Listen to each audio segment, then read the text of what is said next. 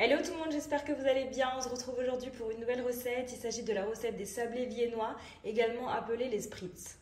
Alors ici, je vais réaliser cette recette au Thermomix, mais vous pouvez bien sûr les réaliser à la main. C'est vraiment une recette très simple et facile à réaliser. Donc tout de suite les ingrédients. Pour cette recette, on aura besoin de 450 g de farine type 45. C'est très important de respecter ici le type, étant donné que la farine type 45 va moins absorber ici de liquide que la farine type 55. Donc pour tout ce qui est pâtisserie, on va privilégier plutôt une farine de type 45. Donc 450 g de farine. Ensuite, on aura besoin de 200 g de beurre mou. C'est très important que le beurre soit sorti du réfrigérateur au minimum 30 minutes à température ambiante pour qu'on puisse le travailler facilement avec le sucre tout à l'heure. Ensuite, on aura besoin de 3 œufs entiers. Si vous avez des gros œufs, vous pouvez en utiliser uniquement que 2. Ensuite, on aura besoin de 50 g d'huile de tournesol, un peu de zeste de citron, donc un demi-citron à peu près zesté, pour venir parfumer la pâte. Si vous ne voulez pas mettre de zeste de citron, vous pouvez très bien remplacer par du sucre vanillé. Ensuite, on aura besoin de 7 g de levure chimique, 125 g de sucre et enfin une pincée de sel. Voilà, c'est parti. Donc première étape de cette recette, on vient mettre donc ici le beurre avec le sucre ainsi que le zeste de citron.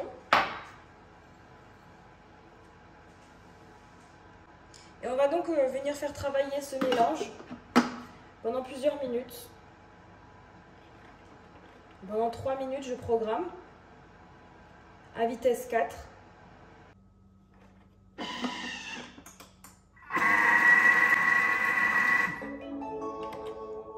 Voilà, donc après 3 minutes, je vous montre ce que j'obtiens. Donc à présent, on va rajouter donc le reste des ingrédients. Donc ici, je vais commencer par les œufs. Ensuite, l'huile. Ensuite, donc la farine. Ensuite, donc la farine.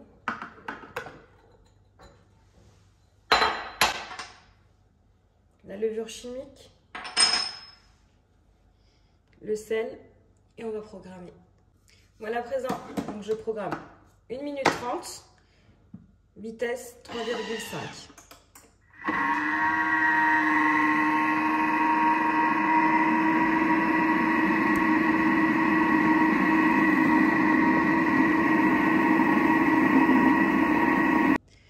Voilà, à présent, on va passer à l'étape suivante. Donc ici, je viens munir une poche à douille d'une douille. Donc ici, j'utilise la référence Matfer E6.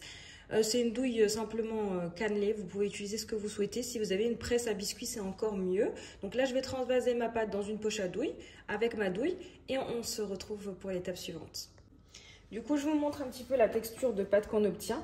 Vous devez obtenir une pâte bien souple pour qu'elle puisse passer assez facilement dans la poche à douille.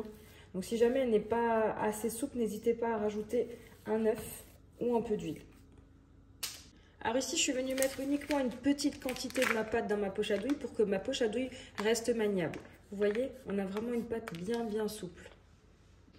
Et on viendra donc coucher ici nos sablés.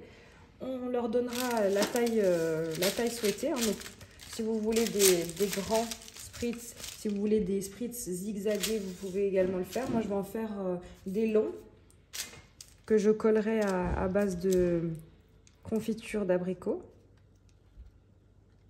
Voilà. Et on va essayer donc de faire à chaque fois donc la même forme. Donc, c'est parti.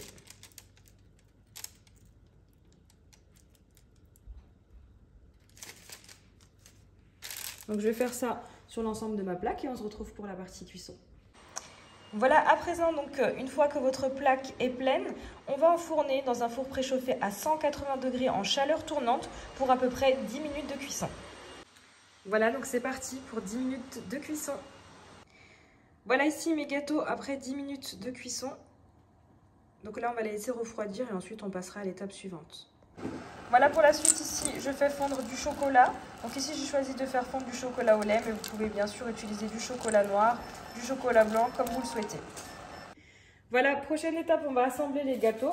Donc on va utiliser ici de la confiture d'abricot comme colle alimentaire. Donc je viens mettre comme ça de la confiture. Donc pour liquéfier un petit peu la confiture d'abricot, vous pouvez faire chauffer au micro-ondes quelques secondes. Moi j'ai rajouté une cuillère à soupe de fleurs d'oranger pour parfumer ici la confiture. Voilà, donc une fois qu'on a nos gâteaux qui sont assemblés comme ça, on va les tremper de chaque côté dans du chocolat fondu. Voilà, je viens tremper donc de chaque côté comme ceci mes gâteaux. Et ensuite, je les dispose sur ma plaque et je vais laisser donc sécher le chocolat. Donc je vais procéder de cette façon avec l'ensemble des gâteaux. Et voici, cette vidéo arrive à sa fin. J'espère que vous avez aimé cette vidéo. N'hésitez pas à me laisser un commentaire et je vous dis à très vite pour de nouvelles vidéos.